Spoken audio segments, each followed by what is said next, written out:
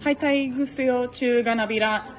I want to start off by expressing my appreciation to all of you who are going to bat for those of us who are still not recognized by our corresponding national governments. On September 22nd, 2023, two landmark findings of fact were made by the Osaka High Court in Japan in regards to the people of the Ryukyu Islands. The first was that the court determined that the Empire of Japan colonized the Ryukyu Kingdom, now known as Okinawa. And the second point made by the High Court was that we, the Ryukyuan peoples, are in fact an indigenous group. Though Ryukyuans have been making these points for decades, this was the first time that a Japanese court officially confirmed both of these facts. It's important to understand that the Osaka High Court's ruling is legally binding and that the ruling must be abided by the government of Japan, the permanent mission of which has once again not responded to our request to meet here at the forum. The Osaka High Court implies that the government is wrong in its continued assertion that Ryukyuan people are not indigenous. We would also like to emphasize the court's ruling that the Ryukyu Kingdom was invaded by Japan and forcibly annexed in 1879.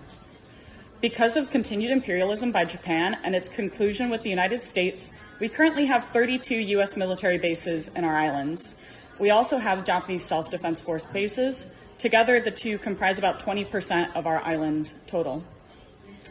Per the decision of the Osaka High Court, the Japanese government should immediately recognize all rights in the UN DRIP, including Article 30, and the Japanese and U.S. governments should immediately end their ongoing dual colonialism over Ryukyu.